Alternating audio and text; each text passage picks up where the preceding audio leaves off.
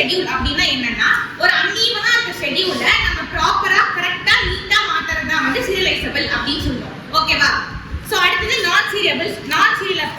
Serializable schedule. So நான் serializable ஷெட்யூல்னா ஒரு transaction ஓவர்லாப்பிங்கா இருக்கும், அதே மாதிரி பிளேஸ்லாம் ஸ்விட்சா இருக்கும், அதெல்லாம் வந்து நம்ம கரெக்டா ப்ராப்பர் வேல நீட்டா இதுக்கடுத்து இதான் நடக்குது அப்படின்றத சொல்றது தான் வந்து நான் சீரியல் ஷெட்யூல் அப்படின்னு சொல்றாங்க. சரியா?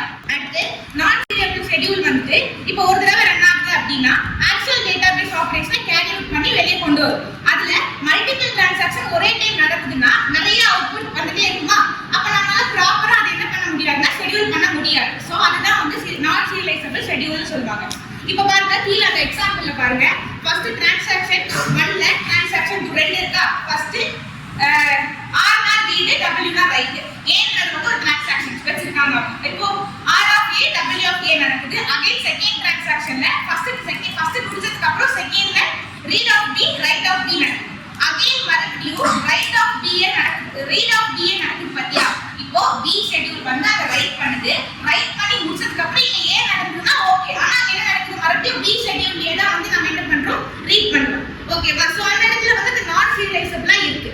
ஓகேவா? அதான் வந்து சொல்றாங்க. அதான் கீழ சொல்லிருப்பாங்க டிரான்சாக்ஷன் 2 வந்துட்டு டிரான்சாக்ஷன் 1 முடியறதுக்கு முன்னாடி என்ன ஆகுதுன்னா ஸ்டார்ட் ஆயிடுது அப்படின்னு சொல்றாங்க. ரீட் அண்ட் ரைட் அப்படிங்கிற ஆப்ஷன் அங்க வந்து யூஸ் பண்ணிருக்காங்க. ஓகேவா? அடுத்து சீரியலைசபிலிட்டி டெஸ்டிங். டெஸ்டிங்னா ஒரு கிராஃப், என்னென்ன கிராஃப்னா டைரக்டட் கிராஃப் இல்ல பிரசிடென்ஸ் கிராஃப், ரெண்டு கிராஃபை யூஸ் பண்ணி தான் நம்ம என்ன பண்ணலாம்னா அதுல வந்து டெஸ்டிங் நடக்கும். சரியா? இப்போ Ti to Tj அங்க இருக்கா. சோ அது என்னன்னு நான் சொல்றேன். இப்போ ஒரு கிராஃப்ல என்னெல்லாம் இருக்கும், வெர்டிசஸ், எட்ஜஸ். வெர்டிசஸ்ல v1 v2 up to vn வரைக்கும் எடுத்துக்கலாம். எட்ஜஸ்ல அதே மாதிரி e1 e2 up to en வரைக்கும் நம்ம வந்து எடுத்துக்கலாம் அப்படின்னு சொல்றாங்க. இப்போ t1 to tj இந்த டயகிராம்க்கான எக்ஸ்பிளனேஷன் என்னன்னா ஃபர்ஸ்ட் ஒன்னா t1 வந்து பெர்ஃபார்ம் ஆகுது, ti வந்து tj வந்து சார்ந்து வந்து என்ன ஆகுதுன்னா வர்க் ஆகுது அப்படின்னு சொல்றாங்க. Transaction ti either performing read or write before the transaction tj கொடுத்திருக்காங்களா.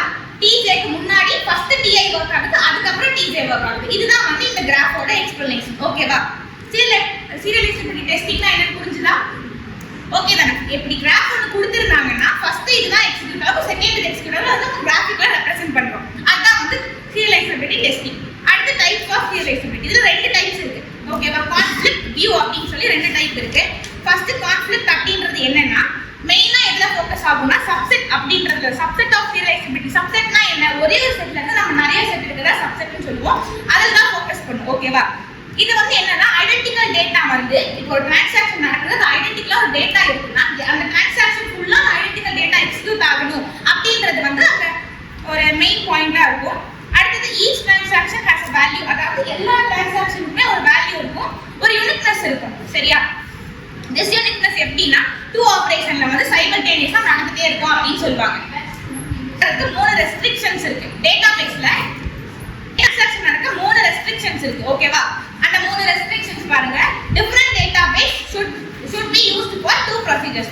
ரெண்டு ப்ரொசீஜர் எடுத்து நம்ம நடத்துறோம்னு சொன்னா டிஃபரண்டா ரெண்டு டேட்டாபேஸ் தான் எடுத்துக்கணும்னு சொல்றாங்க. நான் சொன்னேன் இல்லையா, ஐடென்டிக்கல் ஐட்டம் வந்து எல்லா டிரான்சாக்ஷன்லயும் இருக்கணும் அப்படின்றதுதான். அடுத்து but these 2 operations there should be at least one write operation. ரெண்டு ஆபரேஷன்ல கண்டிப்பா ரைட் ஆபரேஷன் இருக்கணும் அப்படின்னு சொல்றாங்க. இப்போ பாருங்க, கீழ t1 எக்ஸாம்பிள் 3 டிரான்சாக்ஷன் நடக்குது. t1 t2 t3 எங்க ஆக்டிவ் ஷெட்யூல் s ல நடக்குது. ரீட் அதாவது read of a, read of b, read of b அந்த மாதிரி டிரான்சாக்ஷன் நடக்குது இல்லையா. சோ இதுதான் வந்து நம்ம கான்ஃப்ளிக்ட் வியூ சீரியலைசபிலிட்டின்னு சொல்றோம். இப்போ நம்ம மேல வந்து டெஸ்டிங் பார்க்கறப்போ ரெண்டு கிராஃப் யூஸ் பண்ணி தான் பார்த்தோம். இதுல 3 கிராஃப் இருக்கு. இப்போ நம்ம எப்படி கண்டுபிடிக்கணும் அப்படின்னா ஃபர்ஸ்ட் டிரான்சாக்ஷன் 1க்கு இன்கமிங் எட்ஜஸே கிடையாது. ஃபர்ஸ்ட் எதுக்கு இன்கமிங் எட்ஜஸ் இல்ல அப்படின்றத பார்த்தா நம்ம வந்து எடுத்துப்போம். டிரான்சாக்ஷன் 1க்கு தான் இன்கமிங் எட்ஜஸே கிடையாது. சோ அப்ப என்னன்னா டிரான்சாக்ஷன் 1 தான் வந்து ஃபர்ஸ்ட் வந்து எக்ஸிக்யூட் ஆகும். சரியா? அடுத்தது டிரான்சாக்ஷன் 1 எதை டிபெண்ட் பண்ணிருக்கு, t3 ஃபர்ஸ்ட் t3 t2 ரெண்டையுமே டிபெண்ட் பண்ணி தான் இருக்கு. ஆனா t3 தான் வந்து செகண்டா ரன் ஆகும். ஏன் அப்படின்னா அது only depends on t1. t3 பாருங்க, t2லயும் t1லயும் ரெண்டுலயுமே டிபெண்ட் பண்ணி இருக்கா. ஆனா t1 மட்டும் தான் வந்து t3 மட்டும் டிபெண்ட் பண்ணி இருக்கு. புரியுதா நான் என்ன சொல்றேன்னு? t1 கான்செப்ட் t3 டிபெண்ட் பண்ணி இருக்கு. ஆனா t3 வந்து t2 டிபெண்ட் பண்ணி இருக்கு. சோ t1 தான் t3 தான் செகண்டா எக்ஸிக்யூட் ஆகும். t1 அடுத்து t3 தான் வந்து எக்ஸிக்யூட் ஆகும். ஃபைனலா t2 எக்ஸிக்யூட் ஆகும். சோ அதோட ஆர்டர் பாருங்க, t1 t3 t2. ஓகேவா? டிரான்சாக்ஷன் நடக்குது அப்படின்னா என்ன ஆகும், ஈச் டிரான்சாக்ஷன்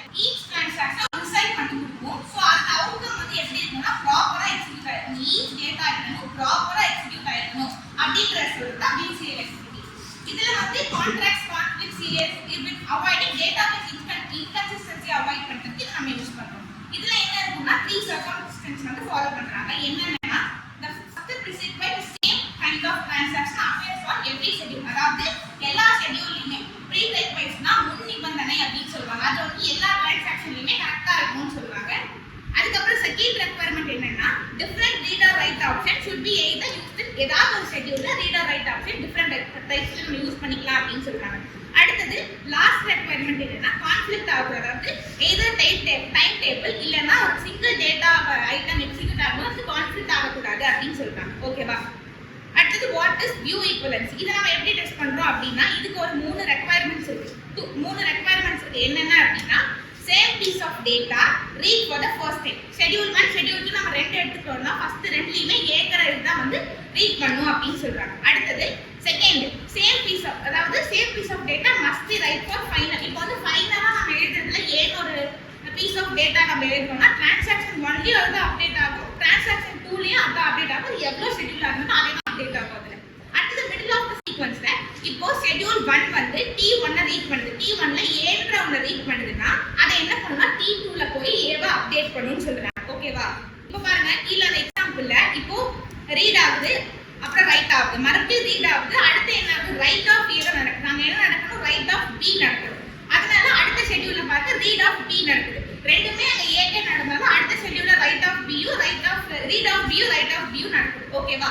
சோ இப்போ ரெண்டுமே வந்து அங்க நடந்தாலும் அடுத்து வரப்போ ஏஏ பிபி அப்படிதான் வந்து டிரான்சாக்ஷன் வந்து எக்ஸிக்யூட் ஆகும் அப்படின்னு சொல்றாங்க. அடுத்து அட்வான்டேஜஸ் எக்ஸிகியூஷன் பிரெடிக்டபிள். நம்ம எக்ஸிக்யூட் பண்ற இது எக்ஸிக்யூட் ஆகறத நம்ம பிரெடிக்ட் பண்ணிக்கலாம்னு சொல்றாங்க. அதே மாதிரி லோயஸ்ட் காஸ்ட் இன்க்ரீஸ்ட் பெர்ஃபார்மன்ஸ் ஈஸியா இன்க்ரீஸ் பண்ணிக்கலாம், காஸ்ட் ரொம்ப கம்மி தான் அப்படின்னு சொல்றாங்க. ஓகேவா?